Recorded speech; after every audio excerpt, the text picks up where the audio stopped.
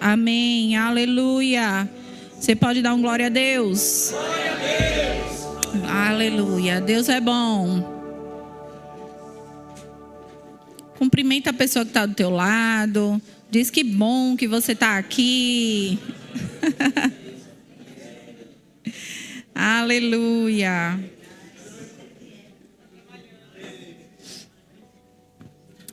Glória a Deus.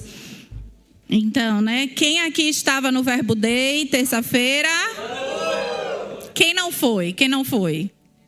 Oh, próximo ano tem mais, viu? Próximo ano vocês estarão lá.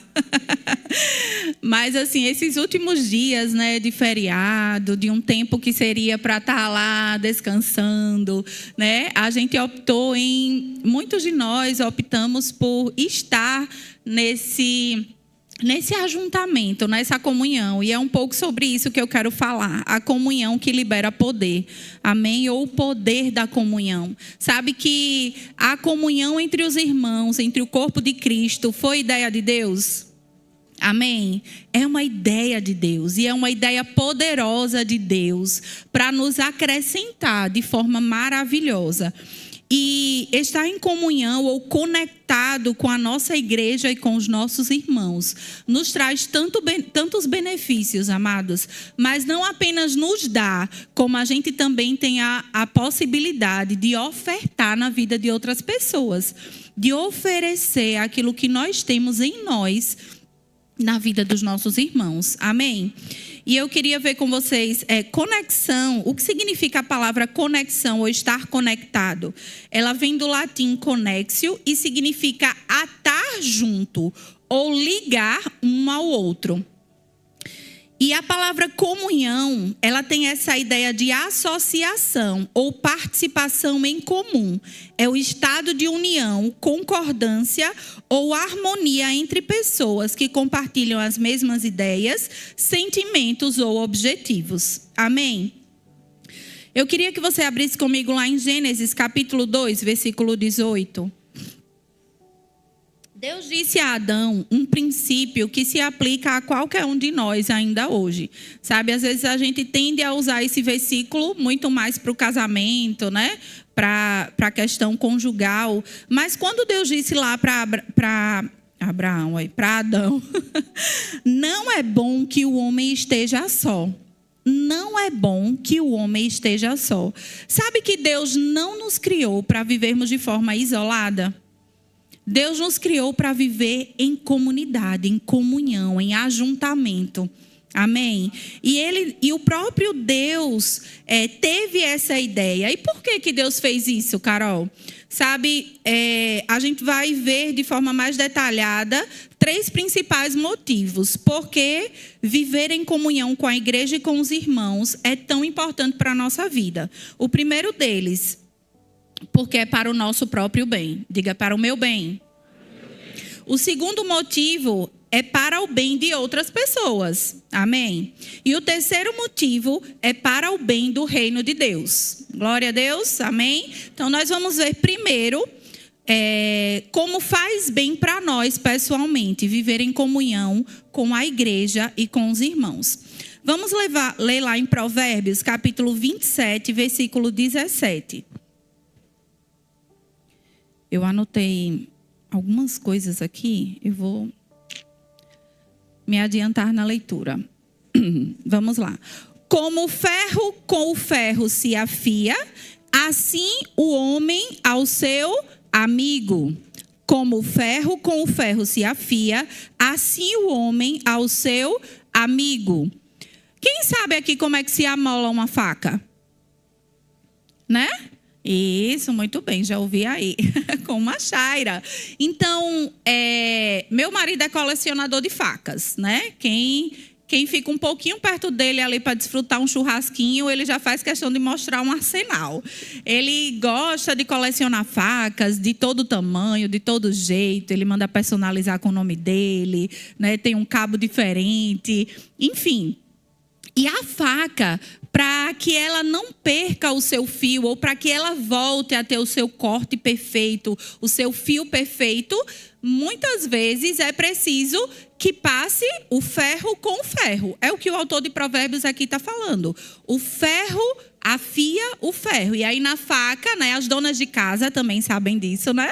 Você pega lá uma chaira e você vai várias vezes passando aquela faca na chaira até que ela volte ao seu prumo, até que ela tenha um fio bom de corte. Amém? Não é assim?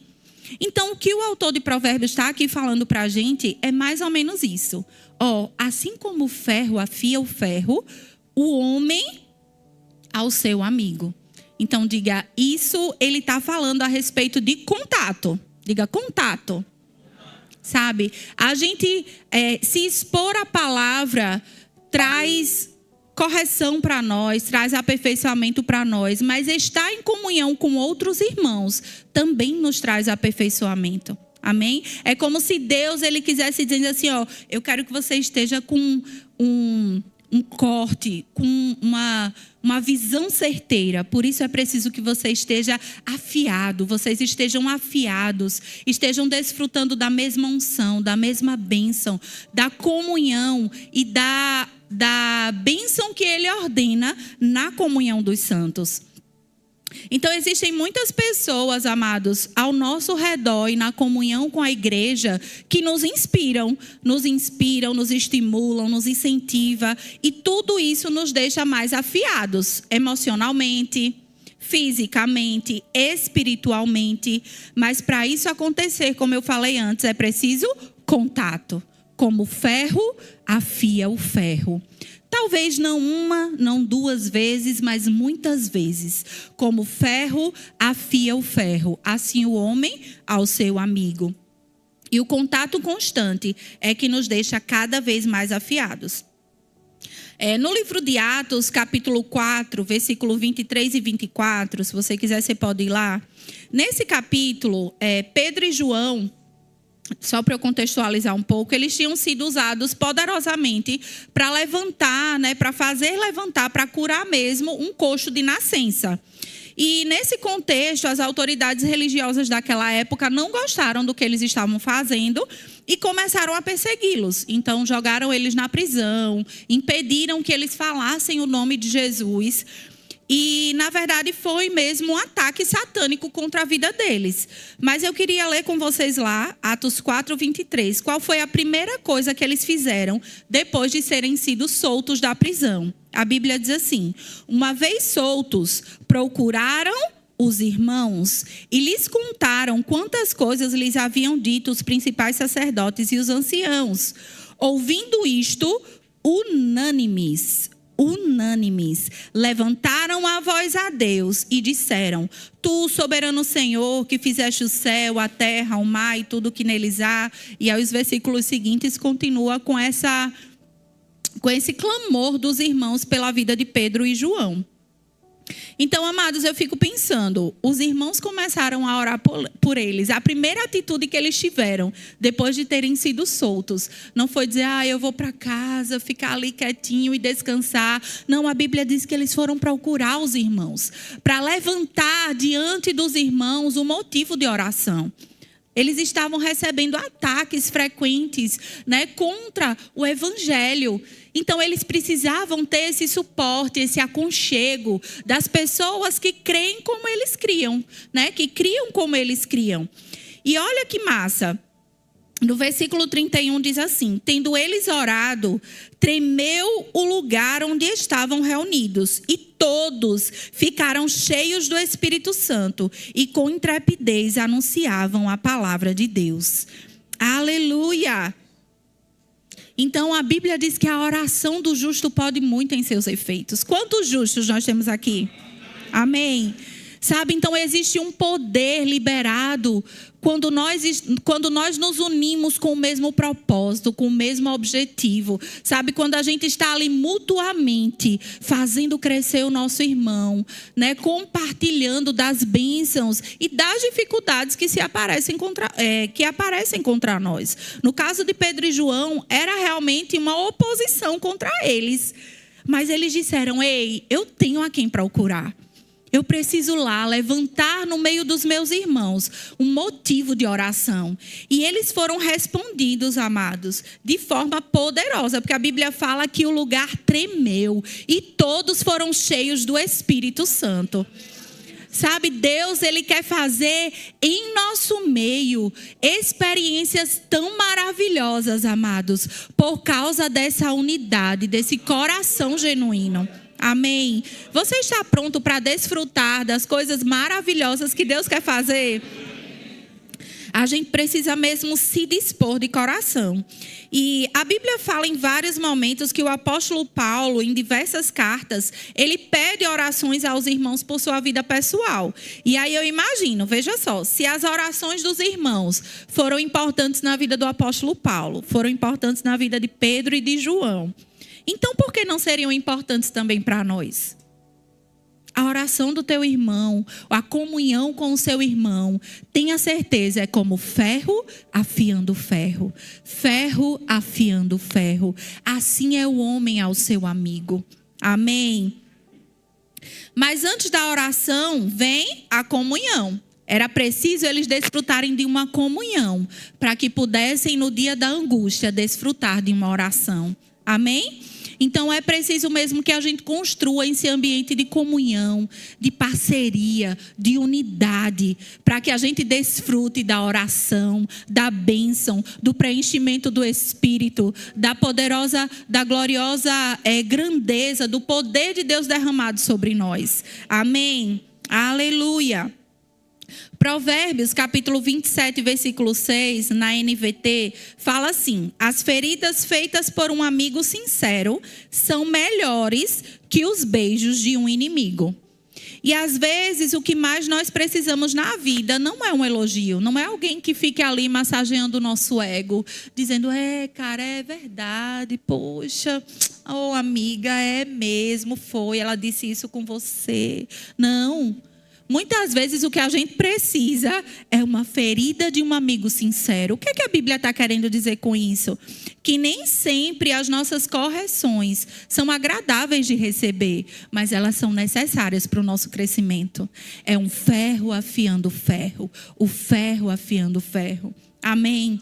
Sabe, nesse lugar de crescimento, a gente precisa estar com o coração pronto, porque as correções nos poupam de muitas desgraças da nossa vida. Sabe, muitas pessoas às vezes não têm coragem de dizer o que a gente precisa, como um amigo consegue falar. Como um amigo consegue dizer. Quantas vezes eu fui mesmo apacentada, corrigida por amigos que cresceram conosco, sabe? Amigos de ministério, que por querer o nosso bem, por ver em nós um potencial, por saber que a gente não pode se perder no meio do caminho, se sente no dever e se sente inspirado pelo Espírito de dizer assim: ei, Carol, não é assim. Filha, da próxima vez não faz assim. Não fala assim. Sabe, quando a gente acolhe com mansidão no coração, isso faz toda a diferença no nosso crescimento. Amém? Acolher com mansidão é o ferro afiando ferro. É o ferro afiando ferro. Amém? Porque eu digo para você, Deus, Ele não deixou os anjos para fazer aquilo que eu e você temos a obrigação de fazer. Quem é que vai fazer você crescer espiritualmente, né? Fazer você crescer. Claro que tem a sua parte, né? Como um cristão individualmente, mas o teu irmão acrescenta na tua vida. Os anjos, Deus poderia ter deixado os anjos para proclamar o evangelho, mas não, Ele disse: cabe a cada um de nós. A gente vai testemunhar de Jesus para as pessoas. E é por causa do nosso testemunho, é por causa da nossa vida, do partilhar que há em nós, que outras pessoas serão alcançadas pelo poder de Deus. Vocês estão aqui comigo? Amém. Provérbios capítulo 18, versículo 24. A Bíblia fala que há um amigo mais chegado que um irmão. E olha que interessante, às vezes você pode se sentir só na sua casa, porque você gostaria de compartilhar alvos de oração, motivos de oração, e talvez só você conhece a palavra na sua casa. Mas a Bíblia disse que há amigos mais chegados que um irmão. Sabe, Deus não deixou somente para os nossos consanguíneos ou parentes de sangue que a gente desfrute das bênçãos da unidade. Não, Ele deixou um corpo de Cristo. Ele deixou a igreja dele. Nós somos corpo de Cristo, nós somos família. A Bíblia diz que Jesus, Ele era unigênito, mas Deus o fez primogênito. Fez o primeiro de muitos filhos. Então, eu sou filha de Deus, você é filho de Deus? Então, nós somos irmãos, nós desfrutamos da bênção do mesmo Pai. Amém? Aleluia. Atos capítulo 2, versículo 40 a 42, eu queria que vocês fossem lá. É muito legal a gente ver como a igreja primitiva, né, como a primeira igreja vivenciava as descobertas do Evangelho. E eu gosto muito de ler o livro de Atos, porque nos traz muita inspiração para viver como aquele povo vivia no princípio, né, nos primórdios da igreja. Depois que Jesus morreu e ressuscitou, né, aquelas primeiras pessoas que tiveram contato direto com Jesus conseguiram passar com mais lealdade, né, de forma fidedigna, toda a experiência que eles tinham vivido com Jesus naquela época. E ali estava começando a igreja, né? Jesus deixou a igreja. Não existia os gentios e os judeus, uma vez confessando a Jesus, passavam a ser igreja de Jesus, igreja de Deus, né? Então, a igreja primitiva, eles tinham muitos hábitos, muitas coisas que nos inspiram ainda hoje.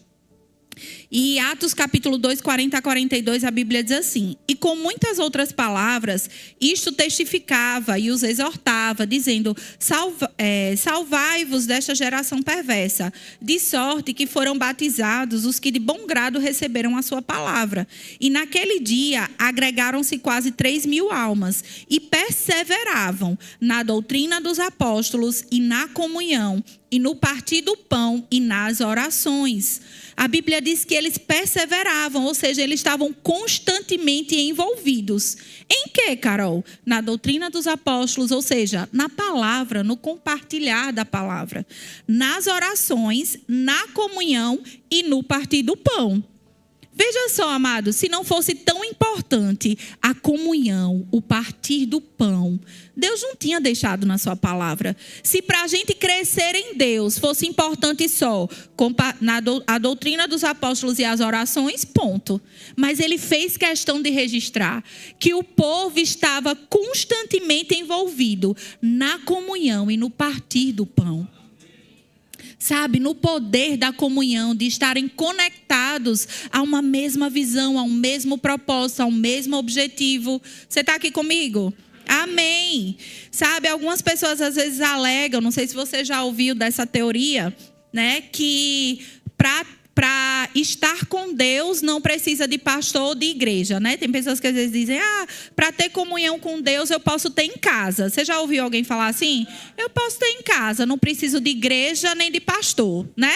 Eu já ouvi umas teorias dessa, mas eu digo para você, igreja foi ideia de Deus. Deus, Ele não estabeleceu placas denominacionais, não, mas Ele estabeleceu a ideia de corpo, de comunhão, de igreja, de unidade. E era assim que a igreja primitiva vivia naquela época. Na comunhão, no partir do pão, no compartilhar da palavra, nas orações. Aleluia! E eu digo para você, a internet hoje é uma bênção, né? Ela facilita muita coisa. Principalmente na pandemia, a gente pôde usufruir dos benefícios da internet, né? Na questão de cultuar, de estar exposto à palavra de Deus. Mas, inclusive, eu digo para você que está nos assistindo, que na internet a gente pode até receber o mesmo conteúdo, mas a gente não consegue receber o calor humano do congregar. O abraço do irmão, o compartilhar de uma bênção, um pedido de oração, o impor as mãos. Amados, igreja local é a ideia de Deus. Amém. Aleluia. O chorar junto, se alegrar, o dar as mãos, isso a gente só faz na comunhão, no congregar. Amém. Então nós vimos que viver em comunhão com a igreja e com os irmãos faz bem para nós mesmos. E a segunda coisa é que faz bem para outras pessoas. A Bíblia nos ensina que outras pessoas também se beneficiam, né? São beneficiados através da nossa vida. Lá em Gênesis 4, a gente vai ver a história de Caim e de Abel.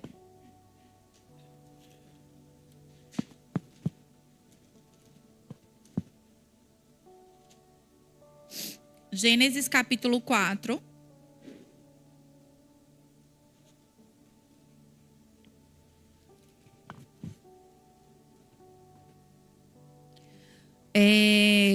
Nós lemos a história de Caim e Abel.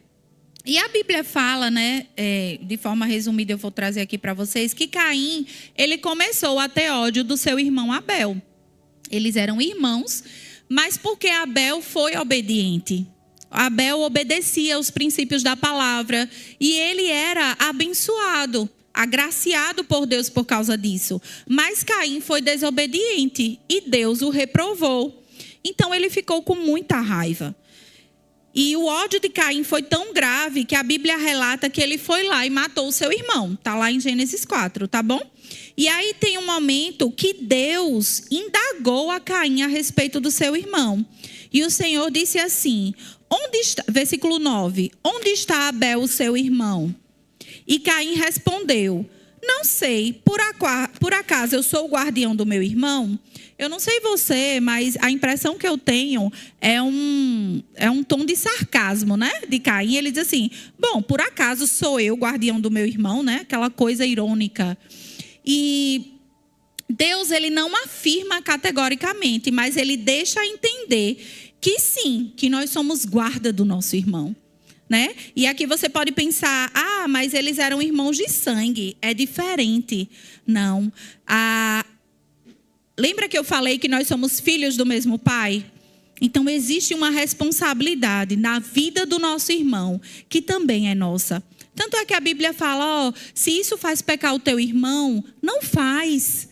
Por quê? Porque é para preservar a vida do teu irmão, é para preservar a comunhão que existe no corpo de Cristo. E sabe que às vezes na igreja tem muita gente que olha para o irmão prosperando, né?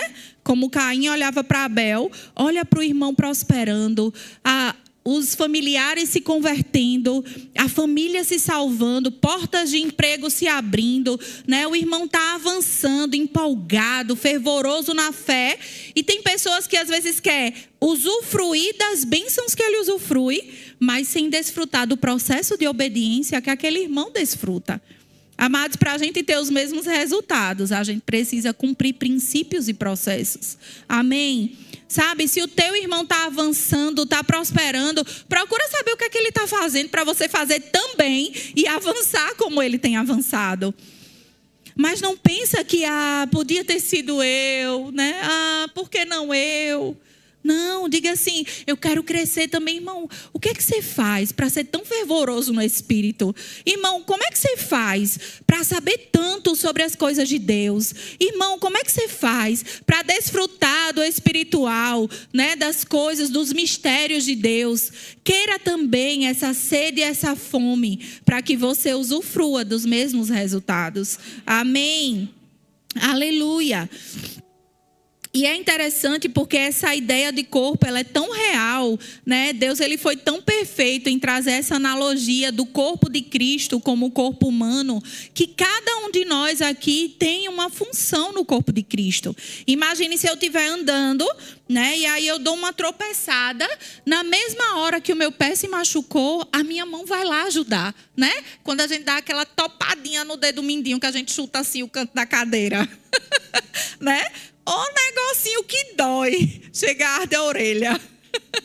E a gente vai lá na mesma hora e a mão vai lá acudir o pé, porque o pé sofreu. E a mão tem que estar à disposição para ajudar. Amém? Quando a gente queima o dedo, na mesma hora, a gente vai lá soprar, né? A boca vai ajudar para resfriar o local, porque nós somos um corpo. Se o meu dedo padece, o meu corpo sente. Se o meu pé tropeça, o meu corpo sente. E na mesma hora, é involuntário, amado, no seu corpo. Se você bater a cabeça, na hora a sua mão vai junto. Não é assim? Então imagine que Deus, ele deixou registrado na sua palavra que nós somos um corpo. Você tem uma função no reino de Deus. E a sua função é para a expansão do reino de Deus. Mas também é para dar suporte ao seu irmão. Existe um poder na unidade. Existe um poder na comunhão. Que a gente só desfruta estando em comunhão. Estando conectados. Amém? Aleluia.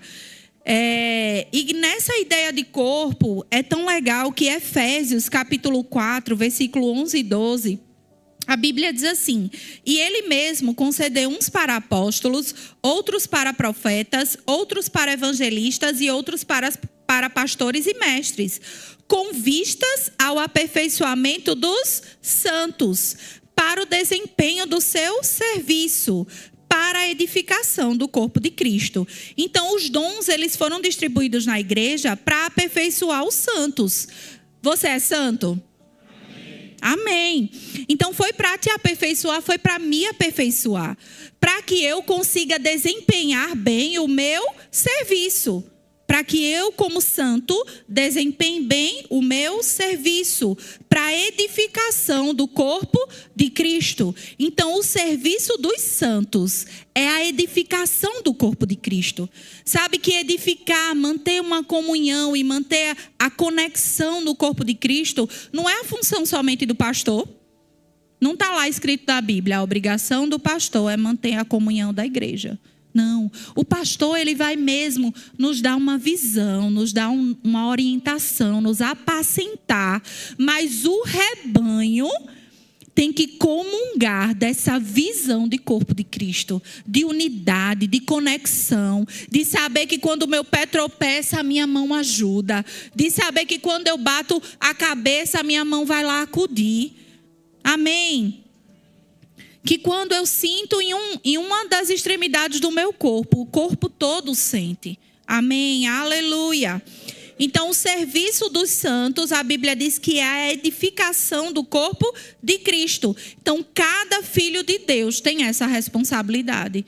Diga: a minha responsabilidade é edificar o corpo de Cristo. Amados, então a igreja cresce quando eu e você cresce. Quando nós crescemos e quando a gente faz crescer o nosso irmão. Não adianta eu crescer sozinho.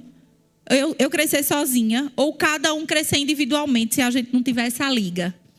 É a liga, é a conexão, é a comunhão que faz crescer o corpo de Cristo e a igreja avançar nessa terra. Amém? Aleluia. E a Bíblia fala também, né, ainda em Efésios, que Jesus, quando ele morreu e ressuscitou, ele repartiu dons aos homens. Então, tenha consciência de que o que Jesus deixou depositado aí como dom na sua vida, não é para você mesma. Às vezes a gente fica pensando: ah, não, eu sou tão talentosa nisso. Você sozinho não vai se beneficiar do seu dom e talento. Ele deu para que de você fosse manifesto na vida de outras pessoas. Se você sabe tocar muito bem, você até pode gostar de tocar muito, mas tenha certeza que aquilo é para abençoar a vida de outros. Se você sabe cozinhar, não adianta você cozinhar e não ter a companhia de uma galera para comer, né? Cadê agora? Não adianta, né, agora? Fazer feijoada e comer sozinha. Não tem graça. Tem que ter o dom de cozinhar e repartir com a galera. Ei, glória a Deus.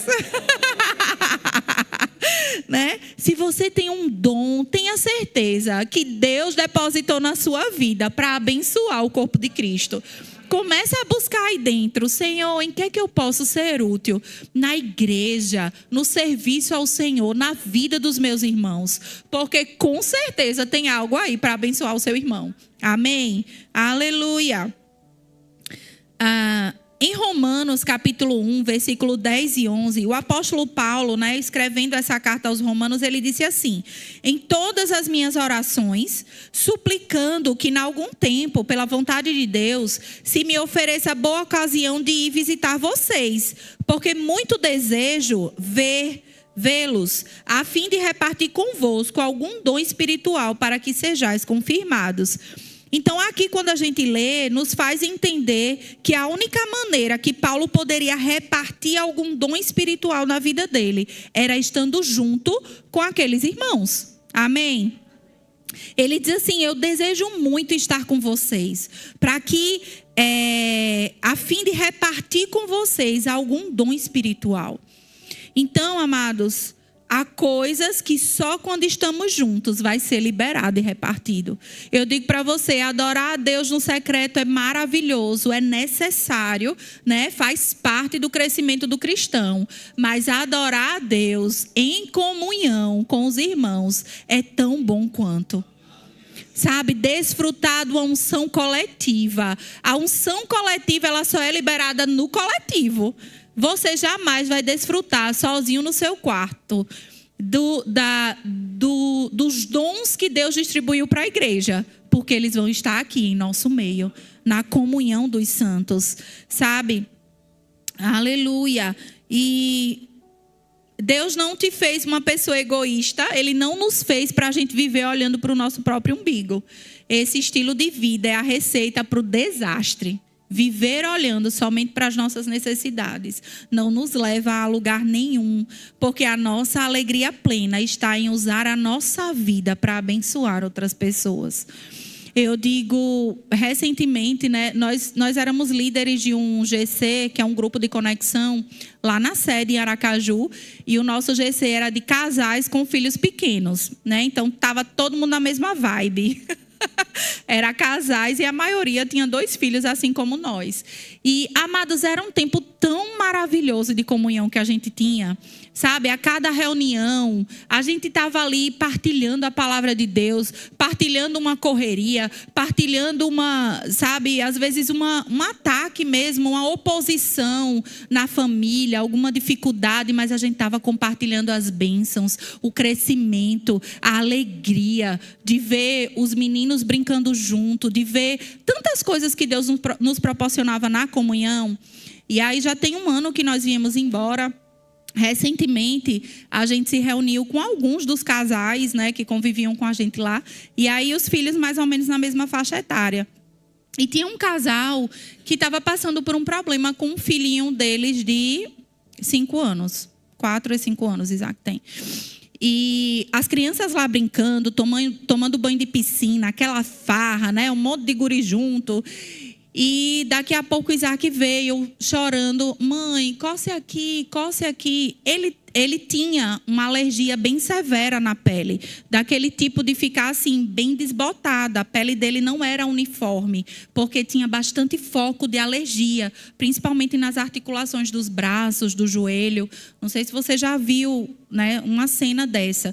E aí todas as crianças brincando, se divertindo, comendo bolo, e ele com um monte de restrição alimentar. E quando ele veio pedir para a mãe coçar, a mãe começou a chorar. E a ficar naquela angústia, e o pai também chorando, e ele: mãe, coce aqui. Ela não parava de coçar, e ele não parava de pedir para coçar. E quem é pai e mãe sabe que na mesma hora o nosso coração se encheu de compaixão. Acho que estávamos em mais ou menos 5, 6 mães. E a gente se uniu ali com ela, amados, no meio do sítio, no meio dos meninos gritando. E a gente se uniu para levantar um clamor ao Senhor pela vida daquela criança, daquela família, sabe? E a Bíblia diz que Jesus se movia de íntima compaixão. E a gente começou a clamar por aquela família, eram amigos, as crianças cresceram juntas. Mas eles estavam passando por um momento tão turbulento, e a gente via no olhar deles aquela angústia, aquele sofrimento. E a gente levantou a nossa voz, enfim, para confessar aquilo que nós criamos na vida de Isaac, na vida da família. Enfim, acabou o dia. Instantaneamente, Isaac continuou... Na hora, Isaac continuou se coçando. Naturalmente, parecia que nada tinha acontecido, amados. Mas aí, quando foi algumas semanas depois, eu sempre estava na cabeça, né? Não, preciso mandar mensagem para saber como é que está Isaac e tal. Mas aí teve um dia que a gente estava no carro e aí eu mandei mensagem para ela: amiga, me dê notícia de Isaac, como é que ele está? Eu tenho lembrado de vocês constantemente. E aí ela começou a relatar para mim, amados, e no carro a vontade que eu tinha era de pular de alegria. E ela começou a dizer: amiga, nós começamos a ter noites inteiras de sono. A Isaac não tem acordado mais com despertares, sabe? Despertando com coceira que não passava. A pele dele tem voltado a ficar uniforme. Amiga, Isaac voltou a comer leite. Deus nos direcionou para um alergista. E a alergista começou a clarear os nossos olhos. E a gente começou um tratamento, já foi liberado a dieta de leite, de ovo. Ele era restrito a um monte de coisa. E ela começou a dizer: nós temos vivido um verdadeiro milagre. Amados, não demorou um mês para a gente ter essa boa notícia. Sabe? Porque existe um poder liberado na comunhão. Deus nos fez para viver como igreja, como corpo de Cristo. E nós nos alegramos tanto, a gente se alegrou tanto. Eu disse: amiga, que coisa boa ouvir isso. Porque no nosso íntimo nós sabíamos que Deus já tinha feito. Mas quando a gente ouve essas coisas, só confirma ainda mais que é tão bom estarmos unidos no mesmo propósito, no mesmo objetivo, na mesma intenção de adorar a Deus. Amém, aleluia. E é por isso que eu digo, a alegria de poder partilhar com outras pessoas é maior do que você mesmo receber um presente. É muito bom quando a gente recebe uma bênção e uma coisa de Deus. Mas é tão bom quando a gente consegue ser um canal de Deus na vida de outra pessoa. Quando a gente consegue ver o nosso irmão sendo edificado, sendo alcançado, sabe? A alegria no nosso espírito, no nosso coração, em dizer: eu sou o corpo de Cristo. Existe uma função minha no reino de Deus. Aleluia. E a Bíblia fala no Salmo 133. Ó, como é bom e agradável viverem unidos os irmãos. É como um óleo precioso sobre a cabeça, o qual desce para a barba de Arão, e desce para a gola de suas vestes. É como o orvalho do Hermon, que desce sobre os montes de Sião. Ali o Senhor ordena a sua bênção e a vida para sempre.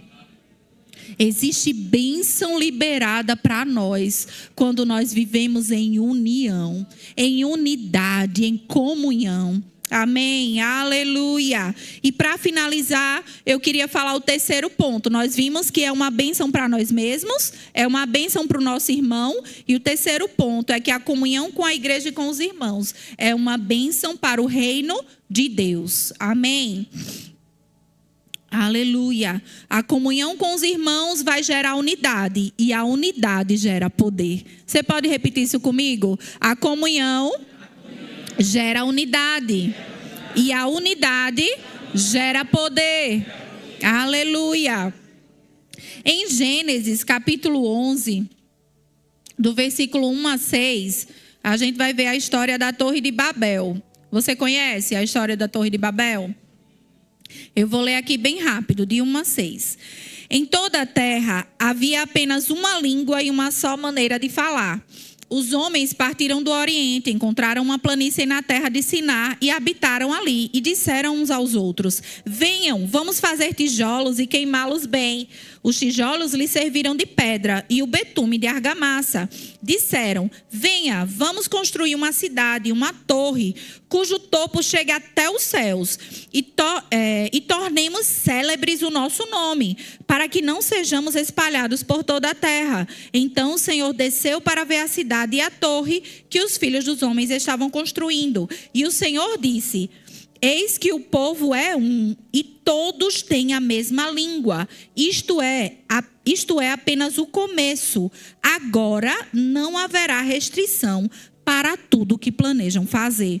Amados, esse plano era impressionante. Se não fosse uma desobediência a Deus, né? Porque se você for ler o contexto, você vai ver que não foi essa. Se você for ler o contexto, você vai ver que não foi essa a ordem que Deus tinha deixado para eles. Amém? Mas eu queria tirar daqui um princípio. Veja só o que é que Deus disse sobre o plano deles no versículo 6. Eis que o povo é um, e todos têm a mesma língua. Isto é apenas o começo. Agora não haverá restrição para tudo que planejam fazer. Oh, aleluia. Amados, é como se Deus estivesse dizendo assim, olha, um povo que se une como eles estão, não tem limites. Tudo o que eles desejarem fazer acontece, porque eles são um só. Amém. Aleluia. No caso deles era desobediência, Deus teve que intervir, mas o princípio da unidade, Deus deixou aqui no versículo 6. O povo é um só. O que eles pensarem em fazer, eles conseguem. Aleluia. Sabe, nós somos um só. A minha declaração em fé nessa noite é que essa igreja seja tão unida que nada seja limitante para o que a gente desejar fazer. Amados, pensar a mesma coisa. A Bíblia fala lá em 1 Coríntios 1:10. É o que o apóstolo Buddy sempre declarava quando ele abria as reuniões. Ele diz, rogo-vos, irmãos, pelo nome do nosso Senhor Jesus Cristo, que faleis todos a mesma coisa e que não haja entre vós divisões. Antes sejais inteiramente unidos na mesma disposição mental e no mesmo parecer. Aleluia, porque eu digo para você, amado, sozinho a gente até consegue fazer alguma coisa, mas quando nós estamos em unidade, a nossa força é multiplicada. A gente consegue ir mais longe, a gente consegue levar uma carga maior, a gente consegue fazer muito mais do que nós faríamos sozinhos. Porque viver sozinho nunca foi ideia de Deus, mas a ideia de Deus foi vivermos em unidade, em comunhão. Aleluia, glória a Deus. E eu creio mesmo, sabe, amados, que Deus plantou essa igreja em instância para ser um farol. Não é para ser melhor que ninguém, mas é para ser um farol. Eu creio e eu declaro que não apenas para ministrar ou para cantar músicas legais, mas que a gente seja uma influência do poder de Deus, aonde a gente puder tocar. Onde cada santo puder estar. Você é santo? Então, onde cada santo puder estar, ali a palavra da fé também estará. Ali o poder de Deus também estará, sabe? E assim como nosso pastor tem declarado e crido, que a gente possa mesmo acessar cada canto dessa cidade. Eu não moro aqui, né? Assim, moro em Boquim, nós moramos em Boquim, mas sabe que aqui nessa cidade, você trabalha no lugar que o outro não trabalha, você estuda no lugar que o outro não estuda, você mora num lugar diferente do seu irmão, e onde cada um está, ali o poder de Deus também está. Amém, aleluia. E para a gente encerrar, eu queria ler Atos capítulo 2, versículo 46 e 47.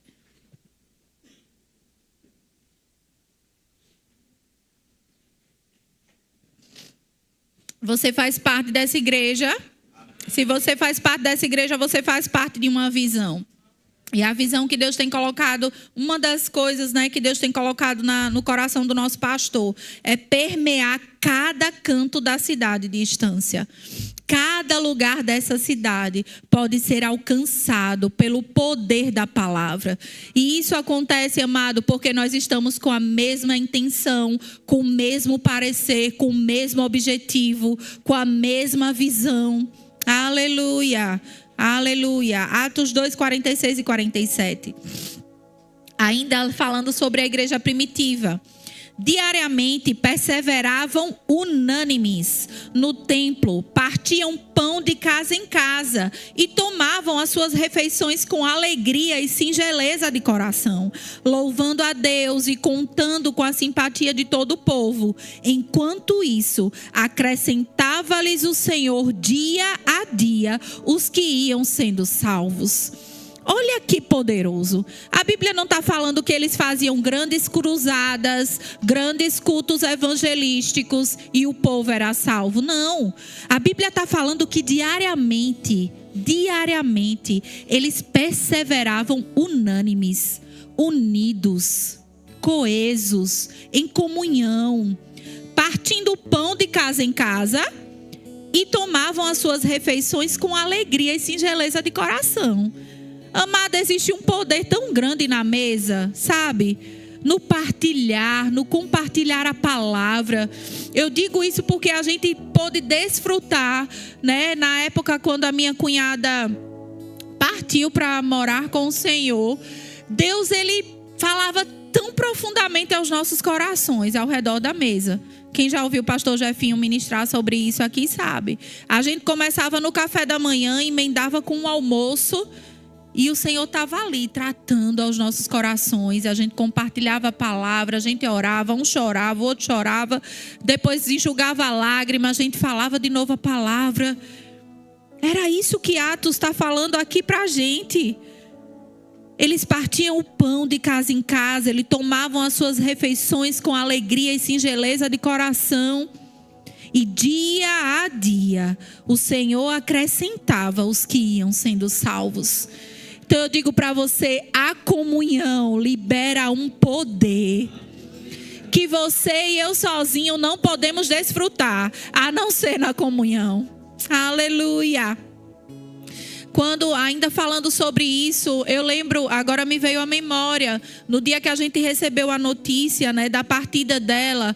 Amados, Deus levantou um exército tão grande que eu não sei de onde saiu tanta gente para nos acolher. A gente se sentiu tão amado, tão suprido. Eu lembro que Joaquim tinha mais ou menos 1 ano e meio. E sabe, uma tia foi lá, pessoas da igreja. A nossa família também chegou junto, né? A minha família, mas pessoas da igreja. Uma irmã chegou lá, levou Joaquim para dar uma volta de carro, para ele conseguir pegar no sono. Trouxe para casa de volta ele já dormindo, botou lá na cama quietinho. Daqui a pouco a mesa estava cheia, alguém terminou o almoço. Outro trouxe pão, trouxe queijo, presunto, outro fez um suco, outro fez uma garrafa de café. Na época nós morávamos numa casa bem grande. Eu, Jefinho e os meus sogros não tinham condição nenhuma emocional de tomar a frente disso. Sabe, mas o corpo de Cristo, a unidade, a comunhão, os irmãos. Um fez uma coisa, outro fez outra. A gente não tinha condição de consolar a nós mesmos naquele momento. E eu lembro que tantas irmãs passaram a noite sentadas no chão do lado da cama da minha sogra. Não foi uma nem duas, acho que umas 5 irmãs com ela. Amados, isso é o poder da comunhão. Isso é o poder da unidade. Isso é o poder do corpo de Cristo. E a gente não pode abrir mão dessa consciência, de ter a consciência de que a gente faz parte do corpo.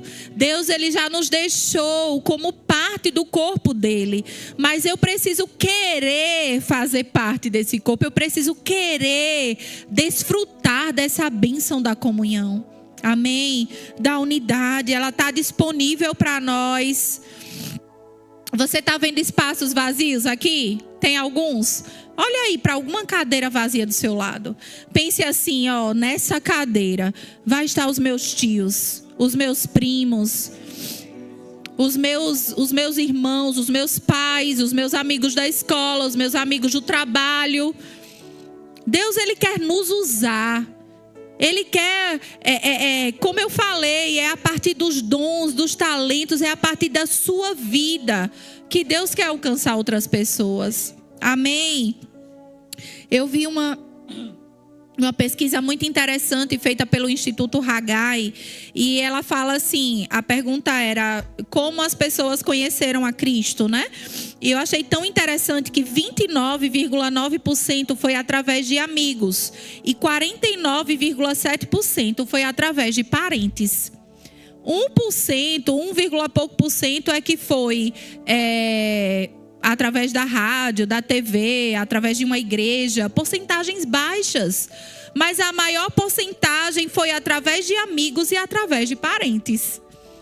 Então eu e você somos a carta de Deus nessa terra, né? A Bíblia diz que Jesus foi a expressão exata do Pai aqui na terra quando ele andou. E eu e você também somos essa expressão. Porque nós somos como Jesus. Nós somos cristãos, somos pequenos cristos andando nessa terra. E quando a gente se junta, a gente desfruta do poder da unidade, do poder da comunhão. Aleluia. Aleluia. E como eu falei, eu pude descrever aqui a vontade de Deus para nós, né? Como a comunhão com a igreja e com o corpo de Cristo favorece a nós mesmos, abençoa os nossos irmãos e abençoa o reino de Deus. E talvez você fique pensando, Carol, mas eu não sei fazer amigos, eu sou tímido, eu tenho, sei lá. Amados, às vezes o diabo coloca tanta coisa na nossa cabeça para nos impedir de viver verdadeiramente a vontade de Deus para nós. Às vezes a gente carrega traumas do passado, de decepções do passado. E eu digo para você, isso é apenas uma desculpa do diabo para te impedir de viver a plenitude do que Deus tem para você. Decida hoje mesmo se livrar disso. Se livrar das coisas que te aprisionam, para impedir você de desfrutar da unidade do corpo de Cristo. Qualquer coisa que passe pela tua cabeça, diferente disso, de tudo que eu falei nessa noite, tenha certeza que não é uma sugestão de Deus, são sugestões do diabo. A ideia de querer viver isolado, a ideia de achar que não precisa compartilhar nada com os irmãos, né? A ideia de achar que sozinho dentro de casa dá conta. Não, existe um poder na unidade. Aleluia, glória a Deus. Aleluia. Você pode ficar de pé, vamos agradecer ao Senhor. Você foi abençoado nessa noite. Você recebeu algo de Deus. Diariamente perseveravam unânimes no templo, partiam o pão de casa em casa e tomavam as suas refeições com alegria e singeleza de coração, louvando a Deus e contando com a simpatia do povo. Enquanto isso, acrescentava-lhes o Senhor dia a dia os que iam sendo salvos. A gente pode ser a expressão do amor de Deus em qualquer momento. Não é só aqui dentro do culto. Deus, Ele não quer nos limitar a essas quatro paredes. Deus, Ele quer mesmo que a gente seja uma bênção no partir do pão, no lanche com os amigos, no intervalo da escola, no transporte quando a gente vai para o trabalho, numa carona que a gente dá. Quando a gente está ali no coletivo, a gente pode ser a expressão de Deus. E é assim que a gente faz dia a dia, acrescentar os que iam sendo salvos. Amém? Aleluia.